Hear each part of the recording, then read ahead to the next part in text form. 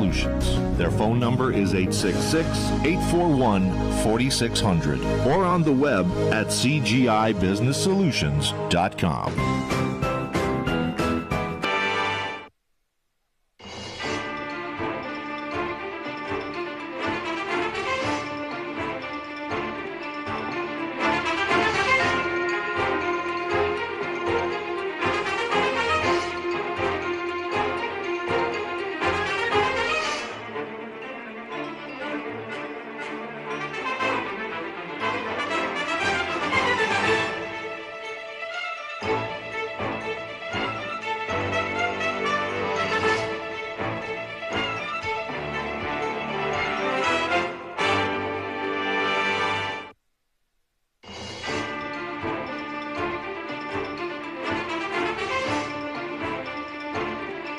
Good evening and welcome to Rock, Paper, Hand Grenades. I'm your host, Joshua Solomon, and with me, as always, is J.P. Marzullo, the Honorable J.P. Marzullo. Welcome back.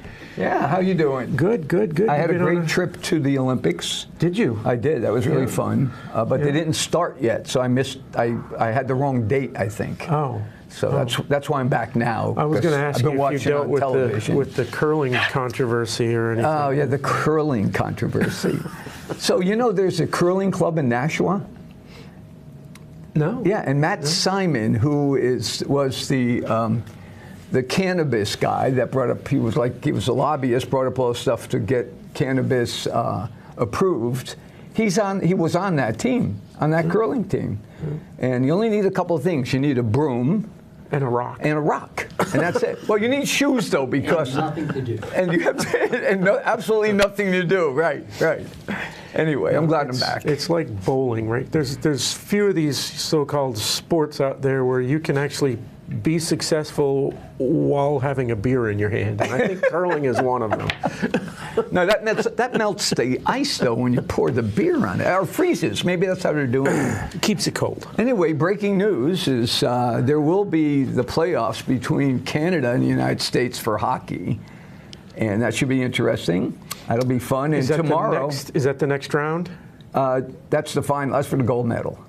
Oh, the gold medal round is Canada versus U.S.? Yeah, yeah. Oh. And tomorrow is even more fun at 1:10 for those of you who don't work like me or can take your computer and look at it while you're doing it. The girls are playing Canada for the gold. So it's all Canada and U.S. for hockey. Yeah, huh? It was good planning by the Olympics. When's a bronze medal round? That I don't know. That should probably happen soon. Yeah, I don't know that. So we're going to get at least a silver. It's no fun because Olympic hockey doesn't have any fighting. You're not allowed to fight. Oh, they have. But you're not allowed to. Well, no, but you had the Kachuk brothers on USA. What do you expect they're going to do, right? I mean, come on. In fact, they started right away, and then there's Marchand, who started off immediately against the team that the Canadians played today. He's such a nudge, that little disappointing. guy. I can't watch it because I'm working during the day. Right? You can. I can tell you what's going on. I can send you texts and stuff like that. Yeah. Want me to do that? I've been suffering from hockey withdrawals. Oh yeah, after this year. Yeah, I know. Anyway. Returning guest, one of our favorite guests, chairman of the Criminal Justice Committee, Representative. Yeah, that's right. Yeah. I was like, Representative, Senator, like, I get them all straight. Terry Roy, how you doing, Terry? I'm well. It's good to be back. Yeah. So last time we spoke, you had a lot of bills to deal with. Have we whittled them down at all? We finished executing our last bill today. We voted it, the last one, inexpedient to legislate, and that was it. That set the tone for the majority of the bills that we had, we killed because there's no way we needed 80 new criminal laws. I've said it before. Yeah. I would prefer that there be gridlock than for you to pass bad laws. Yeah, the ones we did pass were mostly, I would say, laws that were fixing or tweaking existing law, not creating new laws. There were requests from the Department of Safety with regard to who can serve a summons, things like that. Mechanical bills, no new penalties. We expanded freedom a couple places. We had to shoot down some that were getting a little crazy. But we definitely killed ones that were getting really crazy. The Democrat-led gun-grabbing bills that come every year. Yeah, same thing, right? Same bat Different time, same words. bat channel. It's always Yeah. David Muse and. Oh, right, yeah. right, exactly. Yeah, same bills. And we kill them with prejudice every year. Nice. To his credit, he does act a little chagrined when he's like, yeah, I know what you're going to do with this. Good. He's just going to put it through anyway. Yeah. I mean, What's scary, though, is what people need to understand is that if they win next year, those won't be just ideas. Those will be Right. law. Right. And Yeah. if the bills he puts in pass, we would be equal to or worse than Massachusetts. Oh. If they get all it takes is one election. Every 2 Yep. years, we got to fight it back. Because if Sununu wouldn't have been there and vetoed all those bills, Right. think about that. Yep. The red flag, and some everything. of those vetoes were just barely not overridden. Yeah, it was as well. close on a couple of them, yeah. So the thing that came up again this year, I think, is the death penalty bill. Yeah, that was a real tough one for me Yep. personally, Yep. because they all came to my committee, every single one of them, Yep. and I just couldn't do it. There's a bunch of different levels. I mean, put aside my personal feelings, I just don't think we can trust our government enough to give it the power to kill its citizens. What we see going on, we never would have believed. It was only conspiracy theorists. Right. Now that stuff's real. Yes. They're going after people. They're setting people up, and I'm like, oh, we're going to give this the power to no, because today it's premeditated murder. Tomorrow it's I don't know, comments against the state. I mean, who knows? Right. And so I think Right. life, and I did pass, my bill got passed, hard labor. Yes. So if someone's guilty of murder, then hard labor. And if they get found not guilty later, sorry for all that work, but you're free. But you're alive. Yeah, You're alive. And you Yeah. get probably in better shape. Well, That's true, though. even Yeah. though even that we don't have the death penalty in New Hampshire, Federal's there. the federal death penalty still exists. Exactly. So if you commit a crime in New Hampshire and it's a federal murder, if Right. and the FBI wants to take the lead, Yeah. you're still on the hook. And it's not that big a stretch to create a federal crime out of what you'd think wouldn't be. I mean, you commit murder and you've got some drugs on you, you just committed a federal offense. A firearm while in the commission of I mean, there's a lot of ways for the federal government to get into our stuff. So if they want to kill somebody, they could probably figure out how to do it. But as for us, when I look at the people on the other side of the aisle, imagining them having full control of the state and now the power to decide what's worthy of death or not, no. I'm good. Yeah. Yeah. Yeah, they already spend a lot of time thinking that that they know better than the people on darn near everything. Yeah. Yeah. We had a situation in one town recently that the last year's town ballot basically stripped the selectmen of their compensation. Say, hey, you're not going to get $28,000 a year when our state reps only get 100. Yeah. Right. And so what happened was that stipend was removed by popular vote in the town.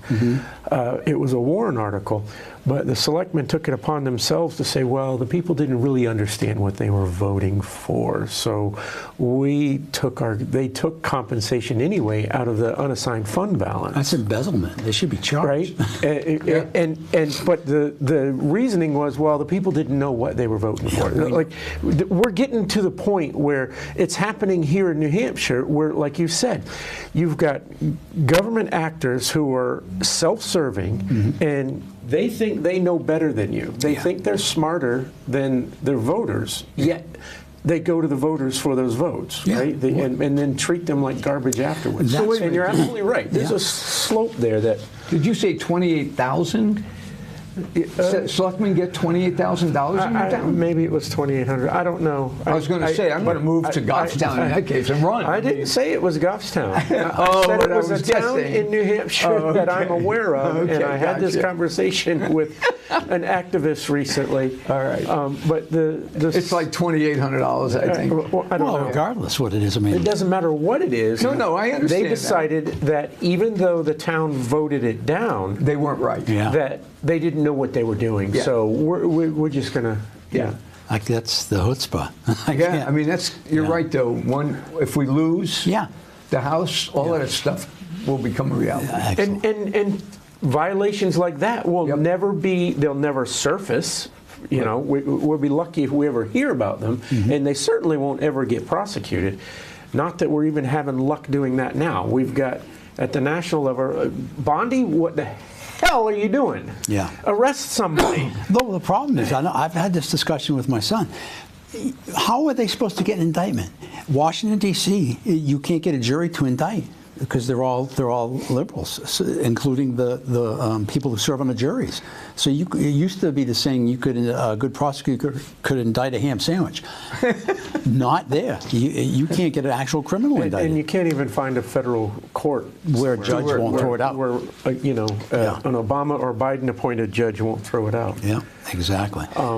Exactly. That's this whole federal judges appointed for life. On the one hand, the reasoning for that is so that the judges are not beholden to anyone for their job, right? You can't bribe them and say, hey, if you don't vote the way we want, then, or if you don't adjudicate the way we want, then you won't win the next election. Yeah, we'll put up a new candidate. Right, Yeah. and so the whole point of judges being independent like that is so that they're not beholden to anyone.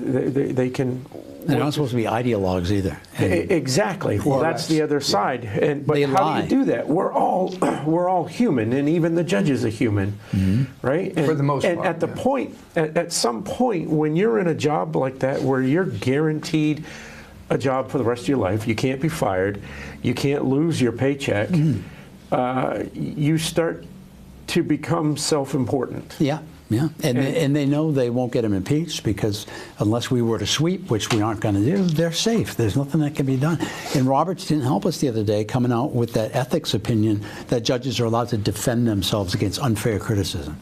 What are you doing? You just arm them to now, not only are they bad in their rulings. Who determines unfair? Yeah, exactly. They're supposed to be stoic, quiet, not respond to criticism. They're focused on the law. Once they start getting into the political fray, it's now you think people aren't confident in the justice system now. Wait until you have judges making political comments about political, leaders. I can't wait to see what those responses are going to look like. Yeah. Our forefathers could have never foreseen this type of a... No. Well, actually, they did. That's why they created the three-branch system. Was it Jefferson who said that that the judicial branch cannot be the the kings, yeah, they're the same thing. Like there has to be a recourse from all of them, right? Yeah, they're supposed to be the weakest branch, really. They're supposed to be, Yeah. right? They're supposed to strictly interpret the law, and if Congress didn't write the law in that manner, you don't Get to write it. interpolate what they might have meant by it. We have this other thing going on with I don't know if you guys know about it, with the New Hampshire Constitution and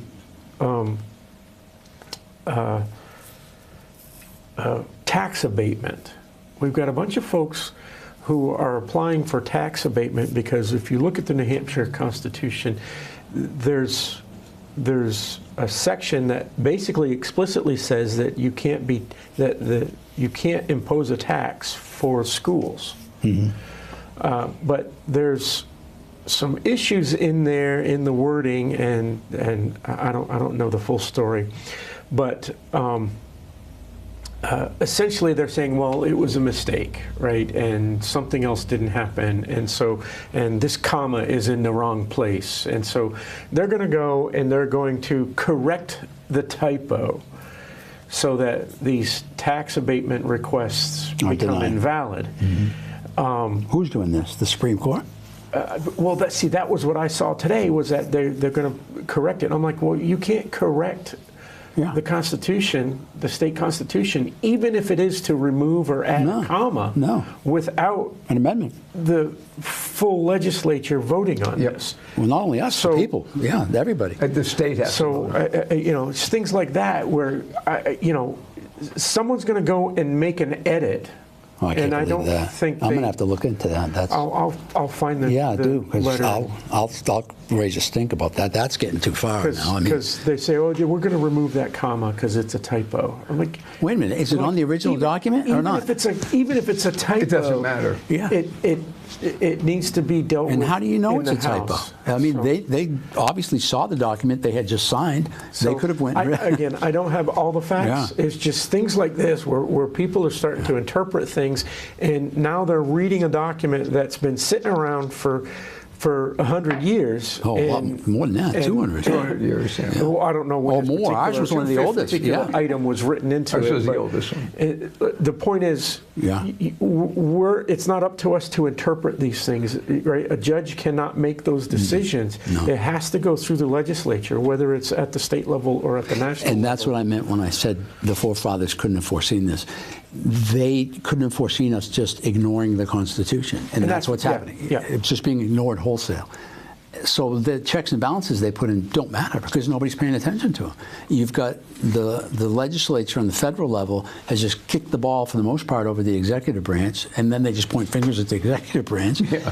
You've got the executive branch just does what they want basically until the court stops them, who isn't really supposed to have the power to stop them on a lot of these things. It's gone crazy, and I don't know how to fix it. I can't even think of a way.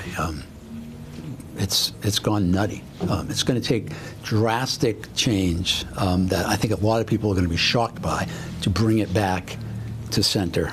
I mean, and that goes for either party that's doing this crap. It says what it says. It means what it means. I think you mentioned that we won't be able to get judges impeached. Now, whether it's at the state level or the federal level, I think we need to figure out how to get that done. Yeah.